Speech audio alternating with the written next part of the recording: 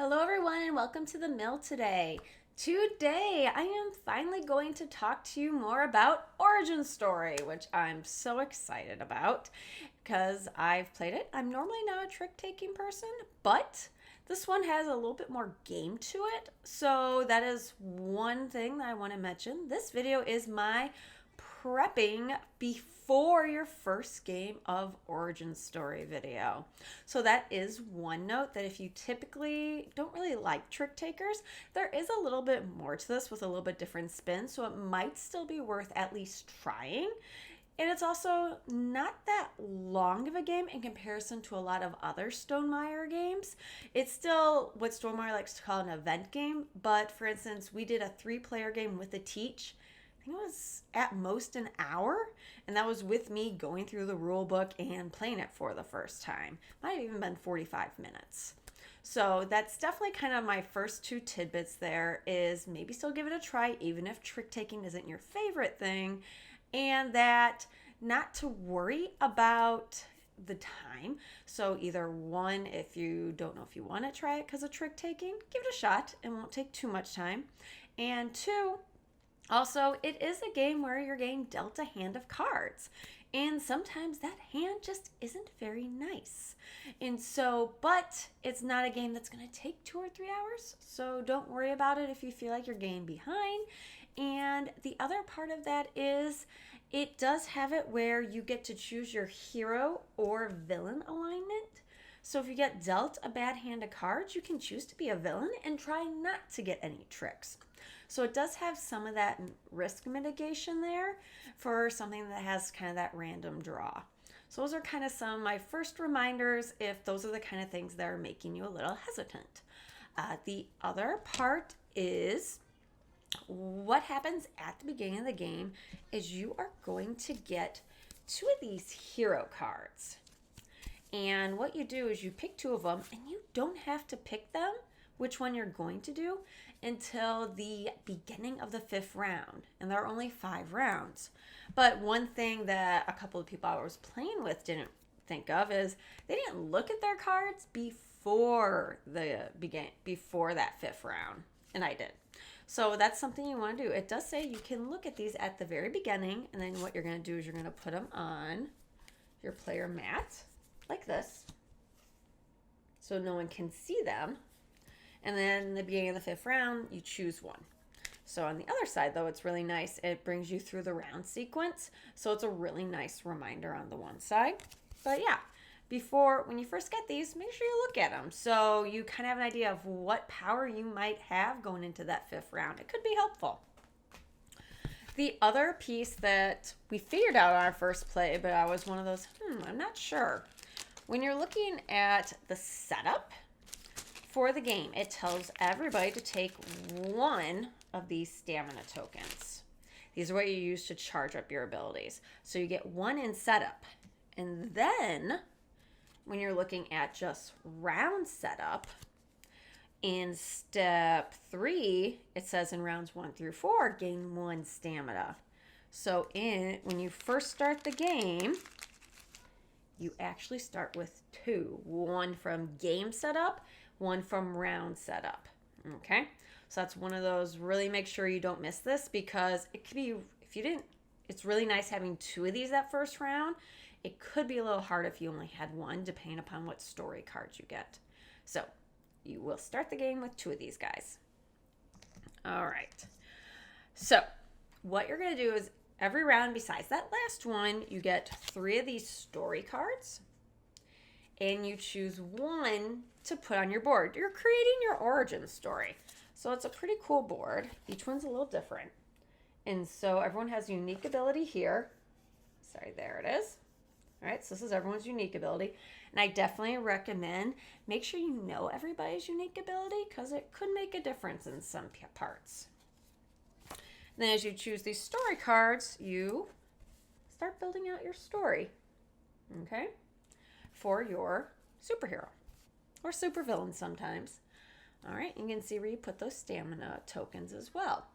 So my little tidbit here is make sure you really think through which ones of these they want. And what I mean by that is, one, look at maybe some things other people already have. Think about the player count. I got one that I thought was really cool at one point, and it let me always do, like, I could pull off one of the tokens. I would get to do the last trick, play the last card, and I'm like, wait a second.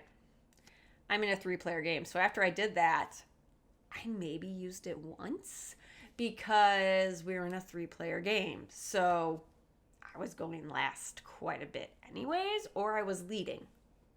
So that was something like, oh, this was really cool. Oh, maybe not as powerful as it could have been a 3-player game. So that's something to note. Some of these other ones are really like, you want to look at your player count when you're looking at them, because some might be better lower players, some might be better higher, some are decent all the time. And you also want to think about future rounds. For instance, when I was playing my solo game, I got this one, Huntress. Awesome card. I loved her. But I took her actually on a turn. I was planning on being a villain and didn't want to win a trick. And she only triggers when she wins tricks. However, it said if I played a trump card, I'd get to split the trick into 2 different like winning tricks. So essentially I'd get to score it twice. I was like, oh, that could be really good the next 2 rounds if I'm trying to be a hero. So I still took her for later rounds. Okay. So those are some of my suggestions. Make sure you really look through those and don't just get really excited about one power. Think about the whole situation, because it's really easy to get excited about some of them. Actually, a lot of them. All right. And that kind of leads into my other one. Consider the player count and who's leading, because that makes a big difference. Also, really make sure you notice the other player's powers. There was one time I was looking at my card and I was like, oh, I have this great power card. I'm going to use it. I'm going to use it now. And I forgot that someone had an ability where I could actually see some of their cards. And I realized I totally misplayed it. And I had all the information there to play it right. And I just wasn't paying attention. So definitely a game where excitement can kind of take over. So make sure you're thinking it through and make sure you know other players' abilities and how they can mess with the different tricks. Because we see each other's boards. You get to know what their powers are there. So just make sure you're paying attention to those. In that sense, this is a really interactive game. So just be word to the wise. Check everyone's powers before you make decisions. All right. The other part is, at least first couple plays we've seen, these are fairly low scoring games in comparison to others, as in like ending in the 30s, maybe 40s. Okay, you might get a big boost later on, but don't worry if you're like, oh my gosh, we're like a round or 2 in, our scores are 10, under 10 points. Totally okay.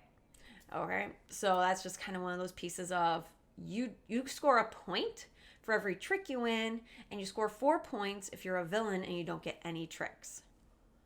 That's not, you're only playing 8 hands, so that's not a lot of points to go around, okay? So just kind of remember that. Don't expect it to be, a game where you're scoring 100 points. I don't even think you could score 100 points in this game, all right? If you want to, this is a totally if you want, I'm not going to spoil these, but at the beginning of round 3, you get 1 event card. 1 event card the whole game. And they can be pretty changing. Sorry, I'm going to reach around here and grab some. But, oh, no, those aren't. There's the event cards. I got so much stuff here. All right. These are the event cards. Okay. So only 1 comes out per game. And this is a pretty big stack here. So it depends how you want to play. If you want to be completely surprised, don't look at them. If you want a sense of what those might do, then you might want to, because some are like when revealed, some are end of round, some are ongoing things that are going to affect you the rest of the game. So just be prepared. That's something that's going to mix things up at the beginning of round 3. So depending upon how surprised you want to be, this deck you might want to give a glance. We went completely not looking at all, and it was interesting, to say the least. I'm not going to spoil it. All right. Already did that. Already did that. All right.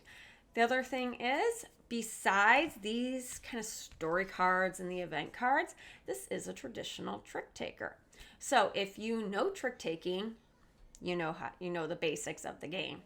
There is a whole page in the rule book. It doesn't go through it, trick taking in the like as you're going through, but it does say, hey, if you don't know what trick taking is, here's the page to go through, and it goes actually through it really well.